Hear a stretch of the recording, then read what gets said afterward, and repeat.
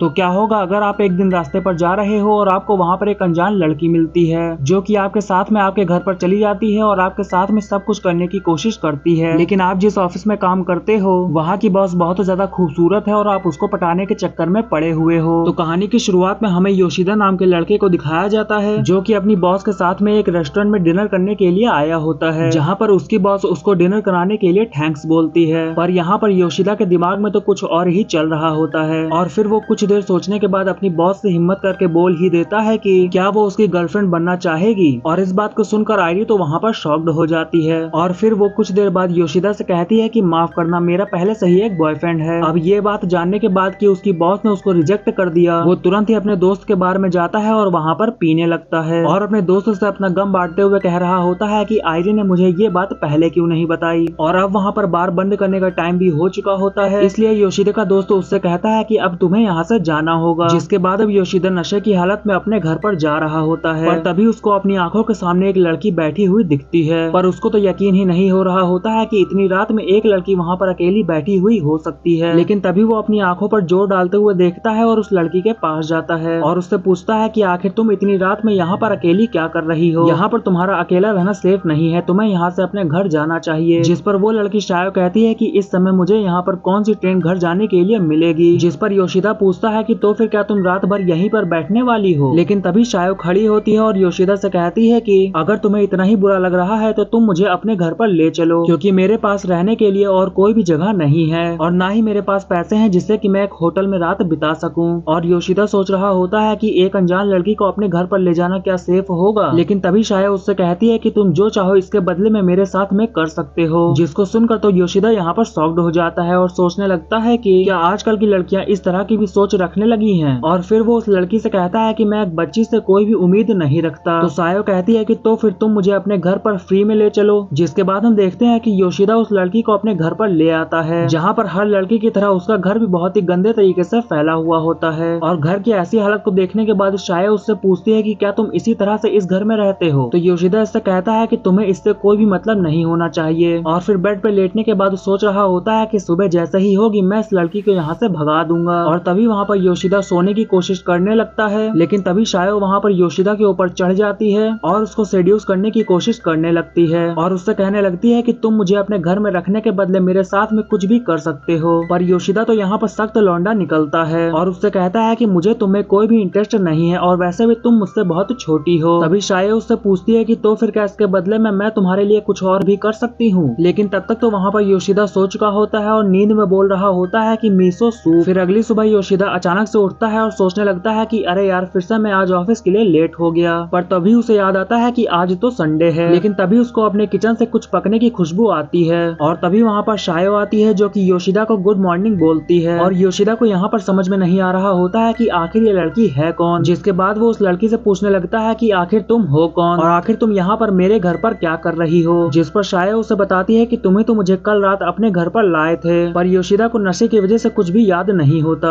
और फिर वो शायो से पूछने लगता है कि मैंने कल रात तुम्हारे साथ में कुछ गलत तो नहीं किया ना। जहाँ पर शायो उसे घूर रही होती है और योशिदा सोच रहा होता है कि अगर मैंने कल रात नशे की हालत में इसके साथ में कुछ भी गलत किया होगा तो मैं तो गया। लेकिन तभी शायो उसको बताती है कि नहीं, मैंने तुम्हारे साथ में कल रात बहुत कुछ करने की कोशिश की थी लेकिन तुमने मना कर दिया और जाकर सो गए। जिसको सुनने के बाद तो योशिदा यहाँ पर बहुत खुश होता है और तभी वहाँ पर शायो योशिदा को मीसो सूप लाकर देती है। और इसको देखने के बाद योशिदा वहाँ पर हैरान होते हुए उससे कहता है कि तुम ऐसे किसी भी अनजान लड़के के घर में आकर उसके किचन में जाकर कुछ भी नहीं बना सकती हो। जिस पर शायो उससे कहती है कि पर ये बनाने के लिए तो तुमने ही मुझसे कहा था। पर योशिदा को तो यहाँ पर कुछ भी याद नहीं आ रहा होता है और फिर वो शायो से कहता है कि ठीक है अब तुम यहाँ से जा सकती हो। जहाँ पर शायो उससे पूछ रही होती है कि क्या तुम्हें सच में कल रात की कुछ भी बात याद नहीं है। तभी योशिदा अपने दिमाग पर जोर डालता है और कल रात की सारी बातें याद करने की कोशिश करने लगता है। और फिर वो उस लड़की से कहता है कि अच्छा तो तुम वही लड़की हो जो कि कल रात को स्ट्रीट लैंप के नीचे बैठी हुई थी। और फिर शायो यहाँ पर योशिदा को मीसो सूप पीने के लिए कहती है, जहाँ पर योशिदा मीसो सूप टेस्ट करता है और वो उसको वहाँ पर बहुत ही अच्छा लगता है। तभी शायो उससे कहती है कि तुम आयरी को बहुत पसंद करते हो ना, तुम यही चाहते थे कि आयरी ही तुम्हारे लिए ये मीसो सूप बनाए। और ये सुनकर योशिदा वहाँ पर शॉक्ड हो जाता है और उससे कहता है कि आखिर तुमको आयरी के बारे में कैसे पता चला। तो शायो उसको बताती है कि कल रात को नींद में तुम इसी के बारे में बोल रहे थे। जिसके बाद अब शायो यहाँ पर वापस से योशिदा के करीब आने की कोशिश करती है और अपने कपड़े उतारते हुए उससे पूछ रही होती है कि क्या आयरी मेरे से भी सुंदर है और क्या उसके संतरे मेरे से भी बड़े हैं। जहाँ पर योशिदा आयरी के बारे में सोचने लगता है और कहता है कि हाँ, उसके संतरे तुम्हारे संतरों से काफी ज्यादा बड़े हैं। और इसी के साथ शायो यहाँ पर योशिदा को वापस से सेड्यूस करने की कोशिश करने लगती है, जिससे कि योशिदा यहाँ पर वापस से शायो को दूर करते हुए कहता है कि तुम मुझे वापस से सेड्यूस करने की कोशिश क्यों कर रही हो। और शायो उससे कह रही होती है कि मुझे ये समझ में नहीं आ रहा है कि तुम मुझे इग्नोर क्यों कर रहे हो। क्या तुम्हें लड़कियां पसंद नहीं हैं? क्योंकि तुम एक ऐसे इकलौते लड़के हो जो कि मुझे अपने घर में रखने के बदले में मेरे साथ में कुछ भी करना नहीं चाहते। तभी योशिदा वहाँ पर शायो को जोर से पकड़ के पूछता है कि आखिर तुम्हारा नाम क्या है लड़की। जहाँ पर शायो यहाँ पर उसको अपना नाम बताती है और अपनी उसको स्टूडेंट आईडी भी दिखाती है। और उसको देखने के बाद योशिदा को पता चलता है कि ये लड़की तो होकाइडो से है, जो कि यहाँ से काफी ज्यादा दूर है। तभी शायो वहाँ पर उसको बताने लगती है कि वो 6 महीने पहले अपने घर से भागी थी और अब मैं वापस से अपने घर पर जाना नहीं चाहती। तभी योशिदा उससे पूछता है कि अगर मैं तुम्हें अभी अपने घर से निकाल दूं तो तुम क्या करोगी। तो शायो उसको बताती है कि तो फिर मैं किसी और के घर में रहने के लिए पूछूंगी। तो योशिदा उससे कहता है कि ये सब करने से तो अच्छा है कि तुम एक जॉब करके अपना गुजारा कर लो। जिस पर शायो उसको कहती है कि मैं इतनी सारी चीजें खुद से मैनेज नहीं कर पाऊंगी। और तभी वहाँ पर योशिदा खड़ा होता है और उससे कहता है कि ठीक है, तुम यहाँ पर रह सकती हो, वरना तुम्हारा बाहर कोई और गलत फायदा उठा लेगा और इसके बदले में मैं तुम्हें यहाँ पर यहीं पर नौकरी दे सकता हूँ और तुम्हारा यहाँ पर काम रहेगा घर को साफ सुथरा रखना। और इस बात को सुनने के बाद शायो उससे कहती है कि मुझे तो ऐसा लग रहा है कि तुम मुझे यहाँ पर अपनी वाइफ बनाकर रखने की कोशिश कर रहे हो। तो योशिदा उससे कहता है कि अगर तुम्हें ऐसा ही लग रहा है तो ऐसा ही सही, जब तक तुम अपने घर पर जाने का मन नहीं बना लेती। और हाँ, अगर आगे से तुमने मेरे साथ में और कुछ भी गलत काम करने की कोशिश की तो मैं तुम्हें सीधा यहाँ से घर से निकाल दूंगा। फिर हमें योशिदा के ऑफिस का सीन दिखाया जाता है, जहाँ पर वो अपने दोस्त हाशिमोटो को ये सब बातें बता रहा होता है, जो कि ये सब बातें सुनने के बाद योशिदा से कहता है कि जितना जल्दी हो सके तुम उस लड़की को अपने घर से निकाल दो, वरना तुम कोई बड़ी मुसीबत में फंस सकते हो। जिसके बाद अब घर जाते वक्त योशिदा हाशिमोटो की बातों को सोच रहा होता है और जैसे ही वो घर पहुंचता है तो वो देखता है कि शायो ने उसके लिए बहुत ही सारा खाना बना रखा है और वो उसका दरवाजे पर वेलकम करने के लिए भी खड़ी हुई है। फिर उसके बाद जब वो अंदर जाकर अपने कपड़े चेंज करने के लिए जाता है तब वो देखता है कि शायो ने उसके सभी कपड़े भी आयरन कर दिए हैं और सोचने लगता है कि शायो घर के कामों में बहुत ज्यादा अच्छी है। जिसके बाद अब योशिदा धुआं उड़ाने के लिए बालकनी में जाने लगता है और शायो उससे कहती है कि तुम यहाँ पर बैठकर भी धुआं उड़ा सकते हो। जिस पर योशिदा उससे कहता है कि मैं एक लड़की के सामने तो कुछ भी ऐसा नहीं करूंगा और वो भी जो कि मुझसे छोटी है। जिस पर शायो उससे कहती है कि तुम्हें पता है कि तुम बहुत ज्यादा अच्छे हो, क्योंकि मैं अब तक जिन जिन घर में भी रुकी हूँ वहाँ के सभी लड़के मेरे सामने तो हर तरह की हरकतें करते थे। जिसके बाद वो बालकनी में आकर धुआं उड़ाते हुए सोच रहा होता है कि आखिर मैं उस लड़की की इतनी फिक्र क्यों कर रहा हूँ। फिर हमें अगले दिन का सीन दिखाया जाता है, जहाँ पर योशिदा जब सो के उठता है तब वो देखता है कि शायो जमीन पर नहीं सो पा रही है और उसके पीठ में भी दर्द होने लगा है और वो ये भी नोटिस करता है कि उसके पास सिर्फ एक ही जोड़े कपड़े हैं। जिसके बाद वो शायो को लेकर मॉल में जाता है, जिससे कि वो शायो के लिए मुलायम बिस्तर और कुछ कपड़े ले सके। जहाँ पर शायो योशिदा से कहती है कि मुझे नहीं लगता है कि मैं इन सब चीजों के पैसे दे पाऊंगी। तो योशिदा उससे कहता है कि तुम मेरे घर का सारा काम करती हो तो मैं तुम्हारे लिए इतना तो कर ही सकता हूँ। जहाँ पर शायो अपना नया बिस्तर देखकर बहुत ज्यादा खुश होती है और योशिदा से पूछने लगती है कि क्या तुम मेरे साथ में इस बिस्तर पर सोना चाहोगे। जिस पर योशिदा उससे कहता है कि मैंने तुमसे मना किया था ना कि तुम मुझे वापस से सीड्यूस करने की कोशिश नहीं करोगी। जिस पर शायो उससे कहती है कि मैं तो तुम्हें सिर्फ सोने के लिए पूछ रही थी, उसमें तुमने अपने दिमाग से खुद ही गंदा सोचा। जिसके बाद वो वहाँ पर हंसने लगती है और योशिदा वहाँ पर उससे फ्लर्ट करते हुए कहने लगता है कि तुम हंसते हुए बहुत ही अच्छी लगती हो। और फिर ऑफिस में योशिदा का दोस्त हाशिमोटो योशिदा से कह रहा होता है कि ऑफिस में सभी लोग यही बात कर रहे हैं कि तुमने एक नई गर्लफ्रेंड पटा ली है, वो इसलिए क्योंकि तुम कुछ दिनों से ऑफिस टाइम पर आते हो और तुम्हारे कपड़े भी साफ रहते हैं और तुम घर भी जल्दी निकल जाते हो। और फिर घर पर आने के बाद योशिदा उसके बारे में सोच रहा होता है कि भले ही वो मेरे से बहुत ज्यादा छोटी है और मेरे टाइप की भी नहीं है, लेकिन वो फिर भी बहुत ज्यादा क्यूट है और घर के सारे काम भी अच्छे से कर लेती है, तो आखिरकार वो अपने घर से भागी क्यों। फिर अगले दिन ब्रेकफास्ट के टाइम पर शायो योशिदा से कहती है कि तुम्हारी दाढ़ी बढ़ गई है, क्या तुम अपनी दाढ़ी को सेव नहीं करते हो। तो योशिदा यहाँ पर हर लड़कों की तरह जवाब देता है कि मैं बहुत ही ज्यादा आलसी हूँ और जब मेरी दाढ़ी बाबाओं के बराबर हो जाती है तब मैं जाकर उसे काटता हूँ, और वैसे भी मैंने सुना है कि लड़कों के ऊपर बड़ी दाढ़ी अच्छी लगती है। पर शायो उससे कहती है कि नहीं, ऐसा नहीं है, तुम्हारे ऊपर बड़ी दाढ़ी बिल्कुल भी अच्छी नहीं लगती है। फिर खाने के बाद अपना चेहरा मिरर में देखते हुए योशिदा सोच रहा होता है कि मुझे अब शेव कर ही लेना चाहिए। फिर अगले सीन में हमें दिखाया जाता है कि वीकेंड पे योशिदा शायो के लिए और भी बहुत सारी चीजें खरीद रहा होता है और वो शायो से पूछता है कि क्या तुम्हारे पास में फोन है। तो शायो उसको बताती है कि नहीं, मैंने घर से भागने के बाद में अपना फोन समुद्र में फेंक दिया था। जिस पर योशिदा उससे कहता है कि तुम छोटे बच्चे भी ना अपनी चीजों की बिल्कुल भी परवाह नहीं करते हो। फिर वो शायो को एक फोन दिलाने के लिए कहता है, लेकिन शायो वहाँ पर इसके लिए उसको मना कर देती है और कहने लगती बोलती है कि मुझे फोन की कोई भी जरूरत नहीं है, वैसे भी तुमने मुझे बहुत सारी चीजें दिला दी हैं। जिसके बाद अब योशिदा वहाँ पर छुट्टियों के लिए अपने लिए बहुत सारी बुक्स भी खरीद लेता है। और घर पर आने के बाद शायो उससे पूछती है कि इतनी सारी बुक्स? तो शायो कहता है कि हाँ, मैंने इन्हें छुट्टियों के लिए खरीदा है और अगर तुम भी चाहो तो तुम भी इन बुक्स को पढ़ सकती हो। और तभी वहाँ पर शायो योशिदा से कुछ कहने वाली होती है, लेकिन तभी वो वहाँ पर चुप हो जाती है। जिस पर योशिदा उससे पूछता है कि तुम कुछ कहने वाली? तो शायो उससे कहती है कि कुछ भी नहीं, और वहाँ पर हंसने लगती है। और योशिदा यहाँ पर सोच रहा होता है कि ये वापस से अपनी जबरदस्ती वाली हंसी हंस रही है, इस बात में तो ऐसा कुछ फनी था भी नहीं। और फिर वो उससे कहने लगता है कि अब ये दिखावा करना बंद करो और माना कि ये तुम्हारा घर नहीं है, पर तुम इस घर में आराम से रह सकती हो। तो तुम्हें मुझे खुश करने के लिए मेरी हर एक बात पे तुमको झूठी हंसी हंसने की कोई भी जरूरत नहीं है।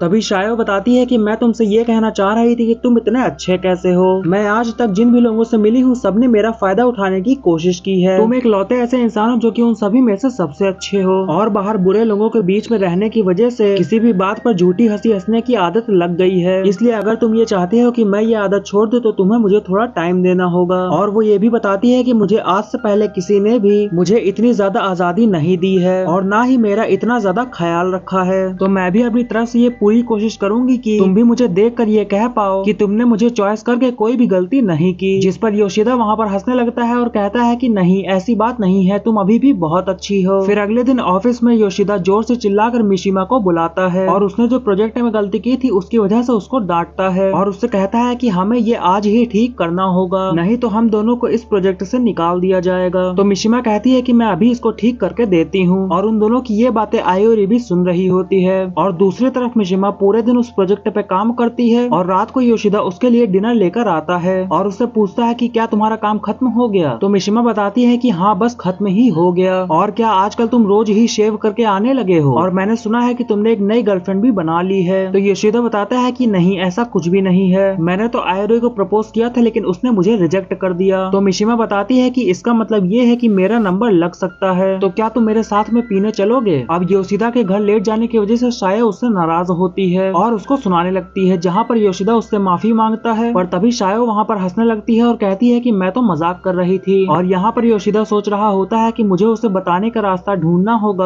अगर मैं कभी भी घर लेट से आने वाला हूँ। फिर अगले दिन योशिदा हाशिमोटो के साथ में शायो के लिए एक नया फोन चूज कर रहा होता है, जहाँ पर हाशिमोटो योशिदा से कहता है कि तुम्हें शायो से ही ये पूछ लेना चाहिए था कि उसे किस कलर का फोन चाहिए और कौन से डिजाइन का फोन चाहिए। तो योशिदा बताता है कि उसने तो फोन लेने से मना कर दिया था और मैं अपनी तरफ से उसको ये सरप्राइज देना चाहता हूँ। जहाँ पर अब योशिदा अच्छे कलर और डिजाइन का फोन शायो के लिए ढूंढ रहा होता है और ये देखकर हाशिमोटो उससे पूछता है कि तुम आखिरकार अच्छे कलर और डिजाइन का फोन ढूंढने में इतनी मेहनत क्यों कर रहे हो? क्या तुम्हें उससे प्यार होने लगा है? योशिदा कहता है कि ऐसा तो हो ही नहीं सकता, वो मुझसे बहुत छोटी है और मुझे अपनी बराबर की लड़कियां पसंद हैं। जहाँ पर अब योशिदा शायो के लिए एक फोन पसंद कर लेता है और ऑफिस में काम करते वक्त वो बार बार अपनी घड़ी देख रहा होता है और हाशिमोटो उससे पूछता है कि आखिर तुम आज इतना उतावले क्यों हो रहे हो घर जाने के लिए? तभी वहाँ पर आयरी आती है और योशिदा को ऑफिस के बाद में मिलने को कहती है और हाशिमोटो उसका मजाक उड़ाते हुए कहता है कि लगता है तुम्हारे प्रपोज करने के बाद आयरी भी तुमसे प्यार करने लगी है। फिर अगले सीन में आयरी और योशिदा एक साथ में डिनर कर रहे होते हैं और योशिदा तो मन ही मन बहुत खुश हो रहा होता है और आयरी को बस देखे जा रहा होता है। जिस पर आयरी उससे पूछती है कि तुम आखिर मुझे ऐसे क्यों देख रहे हो? तो योशिदा बताता है कि आखिर जिसने मेरे प्रपोजल को रिजेक्ट कर दिया वो मुझे आखिर डिनर पर क्यों इनवाइट कर रही है। तभी आयरी वहाँ पर कहती है कि चलो एक दूसरे से सवाल जवाब का गेम खेलते हैं जिसमें कि हमें सही सही आंसर्स देने होंगे। तभी योशिदा उससे पूछता है कि आखिर तुम यहाँ पर मुझे क्यों बुलाई हो? और आयरी पूछती है कि तुम आखिर क्या किसी को डेट कर रहे हो? जिस पर योशिदा कहता है कि नहीं और आयरी कहती है कि मैं तुम्हें पिछले 5 साल से जानती हूँ, तुम हमेशा ऑफिस में थके थके रहते हो और हमेशा ऑफिस से घर भी देर से जाते थे और आजकल तो तुम ऑफिस से घर भी जल्दी निकल रहे हो और डेली अपना हुलिया भी ठीक करके आ रहे हो और तुम्हारे कपड़े भी आजकल साफ रहते हैं। तो क्या वो लड़की मिशिमा है जिसको कि तुम डेट कर रहे हो? तो योशिदा कहता है कि नहीं, मैं सिर्फ तुमसे ही प्यार करता था और आज भी मैं तुमसे उतना ही प्यार करता हूँ और वैसे भी जब तुमने मेरे प्रपोजल को रिजेक्ट कर ही दिया है तो तुम्हें इन सब के बारे में क्यों जानना है? तभी आयरी कहती है कि मुझे ये सब तुम्हारे बारे में जानना जरूरी था। तो योशिदा उससे पूछता है कि तो तुमने सिर्फ यहाँ पर मुझे यही जानने के लिए इनवाइट किया है? तभी आयरी कहती है कि हाँ ऐसा ही है और तुम मुझसे एक और सवाल पूछ सकते हो। अब योशिदा के पास तो यहाँ पर पूछने के लिए कोई भी सवाल नहीं होते हैं और तभी उसको शायो की वो वाली बात याद आती है जहाँ पर उसने पूछा था कि आखिर उसके और आयरी में से किसके संतरे बड़े हैं। और वही सवाल योशिदा आयरी से पूछता है कि आखिर तुम्हारे संतरों का साइज क्या है? जिसके बाद अब आयरी उसके कान के पास आकर उसको अपना साइज बता देती है और घर जाते वक्त योशिदा सोच रहा होता होता है कि आयरी मुझे कुछ खास पसंद नहीं करती है और घर आने के बाद भी वो बहुत उदास होता है, जिसको देखकर शायो उससे पूछती है कि तुम आखिर इतना उदास क्यों हो। तो योशिदा उसको बताता है कि मैं डिनर करके आ रहा हूँ आयोरी के साथ। तो शायो कहती है कि ये तो अच्छी बात है ना। तो योशिदा कहता है कि नहीं, मुझे उसमें कुछ खास मजा नहीं आया। जिसके बाद अब शायो वहाँ पर योशिदा को गले लगा देती है उसका मूड ठीक करने के लिए और कहती है कि अब जाके नहा लो, तुम्हें उससे और भी ज्यादा अच्छा लगेगा और वैसे भी तुमसे यहाँ पर बदबू आ रही है। और नहाते समय योशिदा शायो के गले लगाने के बारे में ही सोच रहा होता है। जिसके बाद वो शायो को बनाया हुआ मिसो सूप टेस्ट करता है और उसने जो शायो के लिए फोन खरीदा होता है वो उसको दिखाता है, जो कि उसको बहुत पसंद आता है। लेकिन वो उससे पूछती है कि मेरे मना करने के बाद भी तुमने ये मेरे लिए क्यों खरीदा। जिस पर योशिदा बताता है कि मैंने इसलिए तुम्हारे लिए ये फोन खरीदा है, अगर मुझे तुमसे कोई जरूरी बात करनी है तो मैं कहीं से भी तुमसे बात कर सकूं। जिसके बाद अब वो फोन को खोलने लगती है और उसमें से एक व्हाइट कवर भी निकलता है, जिसको देखकर वो योशिदा से कहती है कि मुझे व्हाइट कवर बहुत ज्यादा पसंद है। जिसके बाद अब योशिदा शायो को अपना नंबर सेव करने को कहता है और तभी उसको हाशिमोटो की बात याद आने लगती है, जिसने की कहा था कि कहीं ऐसा ना हो कि कहीं तुम उससे प्यार करने लगो। लेकिन तभी योशिदा सोचने लगता है कि भले ही शायो एक लड़की है पर वो मेरे से बहुत छोटी है। जिसके बाद अब शायो उसको अपना फोन दिखाती है जहाँ पर उसने योशिदा का नंबर सेव कर लिया होता है और यहाँ पर योशिदा को शायो के मुंह पर कोई झूठी हंसी नहीं बल्कि एक रियल हंसी दिखाई देती है। फिर हमें अगले दिन का सीन दिखाया जाता है जहाँ पर शायो अपनी पुरानी जिंदगी का एक डरावना सपना देख रही होती है। जब वो बाकी लोगों के घर पर रुकी थी तब उन सभी ने उसके साथ में क्या क्या किया था, जिससे कि उसकी नींद वहाँ पर खुल जाती है और वो योशिदा की तरफ देखते हुए सोच रही होती है कि आखिर क्यों योशिदा ने उसका फायदा नहीं उठाया, बल्कि वो उसका पूरा पूरा फायदा उठा सकता था। अब सुबह होने के बाद योशिदा तैयार होकर ऑफिस जाने के लिए निकल जाता है और लंच टाइम पर मिशिमा के साथ बैठकर लंच कर रहा होता है। तभी वहाँ पर योशिदा का ऑफिस का दोस्त आकर उससे पूछता है कि तुमने बिजनेस ट्रिप पे जाने के लिए बॉस को मना क्यों किया, अब तुम्हारे बदले मुझे बॉस के साथ में ट्रिप पर जाना पड़ेगा, लगता है तुम अपनी गर्लफ्रेंड की वजह से बिजनेस ट्रिप पे नहीं जा रहे हो।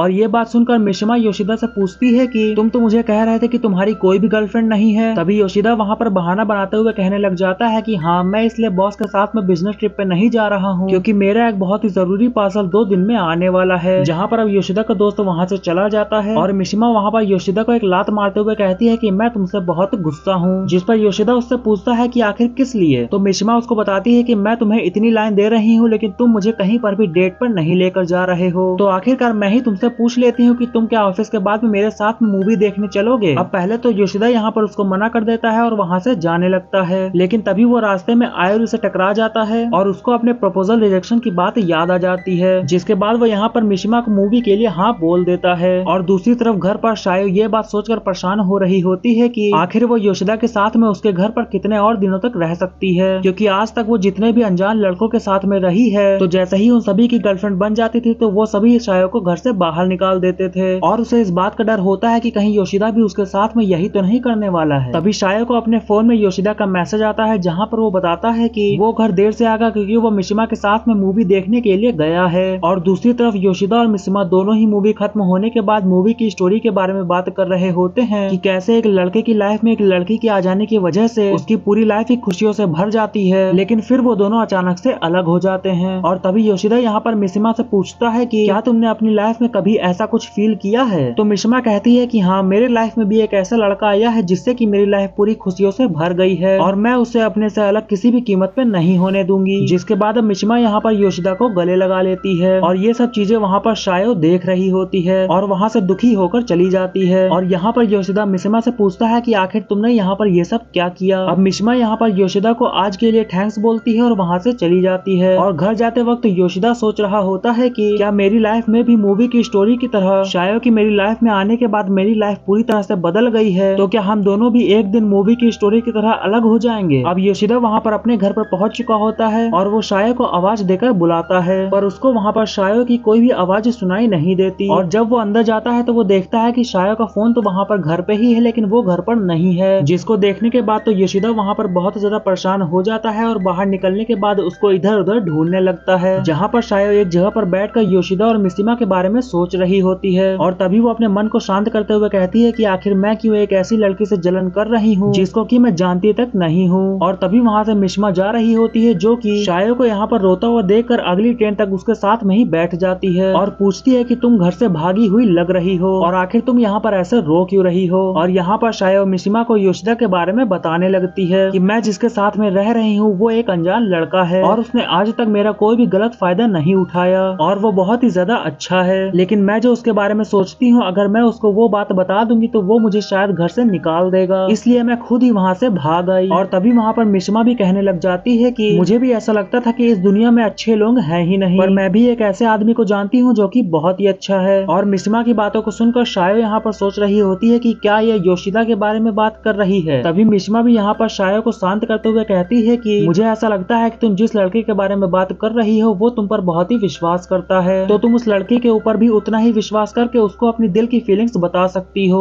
तभी वहाँ पर शायो खड़े होते हुए कहती है कि तुमने सही कहा, अब मैं वापस से घर जा रही हूँ। और तभी वहाँ पर योशिदा आता है जो कि शायो को डांटते हुए कहता है कि आखिर मैंने तुम्हें कहाँ कहाँ नहीं ढूंढा। और योशिदा को यहाँ पर देखकर मिश्मा शायो से कहती है कि लगता है हम दोनों एक ही आदमी के बारे में बात कर रहे थे। फिर वो यहाँ पर योशिदा से कहती है कि तुम इस लड़की और अपने रिश्ते के बारे में मुझे बाद में सब कुछ बताओगे, लेकिन अभी तुम इसको घर पर ले जाओ। अब घर पर आ जाने के बाद योशिदा यहाँ पर अपने कपड़े चेंज कर रहा होता है और शायो यहाँ पर बहुत छोटे छोटे कपड़े पहनकर आ जाती है और वापस से योशिदा को सेड्यूस करने की कोशिश करने लगती है। तभी योशिदा उससे कहता है कि मैंने तुमसे कहा था ना, अगर तुमने फिर से ऐसा करने की कोशिश की तो मैं तुम्हें अपने घर से बाहर निकाल दूंगा। तभी शायो उससे पूछती है कि क्या तुम्हें मेरी बॉडी बिल्कुल भी पसंद नहीं आती, जिस पर योशिदा बताता है कि हाँ आती है, लेकिन मैं तुम्हारे साथ में वो सब कुछ नहीं करना चाहता। तो शायो यहाँ पर उससे पूछती है कि तो फिर तुमने एक अनजान लड़की को बिना मतलब के आखिरकार अपने घर पर क्यों रखा हुआ है, जहाँ पर योशिदा बताता है कि हर चीज मतलब के लिए नहीं की जाती और तुमने तो हमेशा अपनी बॉडी को दिखाकर लोगों को फायदा उठाने का सोचा और किसी भी अनजान के घर पर जाकर रहने लगी। जिस पर शायो कहती है कि हाँ, पर मुझे ऐसा लगता था कि वो सभी मुझे पसंद करते हैं, पर जैसे ही उन सभी को एक नई गर्लफ्रेंड मिल जाती थी तो वो सभी मुझे अपने घर से बाहर निकाल देते थे, लेकिन तुमने अभी तक मुझे बिना मतलब के अपने घर पर क्यों रखा हुआ है और इसके बदले में तुमने मेरा फायदा भी नहीं उठाया है, इसलिए मुझे हमेशा डर रहता है कि तुम मुझे कभी भी घर से बाहर निकाल दोगे, इसलिए मैं तुम्हारे लिए कुछ ऐसा करना चाहती हूँ जिससे कि तुम मुझे अपने घर से ना निकालो, इसलिए तुम जो चाहो वो सब मेरे साथ में कर सकते हो। तभी योशिदा वहाँ पर उसको गले लगाते हुए कहता है कि नहीं, भले ही तुम बहुत ही ज्यादा क्यूट हो, घर के सारे काम अच्छे से कर लेती हो, पर मैं फिर भी तुमसे प्यार नहीं करता और मैं उस लड़की के साथ में कुछ भी उल्टा सीधा नहीं करूंगा जिससे कि मैं प्यार ही नहीं करता, और मैं यहाँ पर तुमको इसलिए रहने दे रहा हूँ क्योंकि तुम इसके बदले में घर का जितना भी काम करती हो वो बहुत है, इससे ज्यादा मुझे तुमसे और कुछ भी नहीं चाहिए। और अगर तुम्हें मेरी सारी बातें समझ में आ गई हैं तो जाओ पूरे कपड़े पहन कर आओ। जिसके बाद अब शायो वहाँ पर पूरे कपड़े पहनकर आ जाती है और योशिदा शायो से कह रहा होता है कि क्या तुम्हें ऐसा लग रहा है कि मैं तुम्हें इस घर में रख के तुम्हारे ऊपर एहसान कर रहा हूँ? तो ऐसा नहीं है, क्योंकि जब से तुम इस घर में रह रही हो उस दिन से ही मैं पूरी तरह से चेंज हो गया हूँ, इसलिए तुम मेरी एक तरह से हेल्प ही कर रही हो यहाँ पर रहकर, तो तुम जब तक भी अपने घर जाने का मन नहीं बना लेती हो तुम यहीं पर ही रह सकती हो। और अब योशिदा की इन सारी बातों को सुनने के बाद तो शायो यहाँ पर इमोशनल हो जाती है और यहाँ पर योशिदा के साथ में रहने के लिए तैयार हो जाती है। फिर हमें अगले दिन का सीन दिखाया जाता है जहाँ पर शायो योशिदा से रिक्वेस्ट कर रही होती है कि मैं भी एक नौकरी करना चाहती हूँ, तो मुझे प्लीज परमिशन दो। जिस पर योशिदा कहता है कि ठीक है, लेकिन इसके लिए तुम्हें मुझसे रिक्वेस्ट करने की जरूरत नहीं है, तो फिर क्या तुमने अपने लिए कोई जॉब ढूंढी है या फिर मैं तुम्हारे लिए जॉब ढूंढूं? तो शायो उसको बताती है कि पास में ही एक शॉप है जहाँ पर वो काम करना चाहती है और वो उसके लिए इजी भी पड़ेगा। जिसके बाद हम देखते हैं कि शायो ने जॉब ज्वाइन कर ली है और आज उसका पहला दिन है जहाँ पर एक लड़की उसको अपने काम के बारे में सब कुछ समझा रही होती है। और फिर इसी के साथ ये पार्ट यहीं पे खत्म हो जाता है।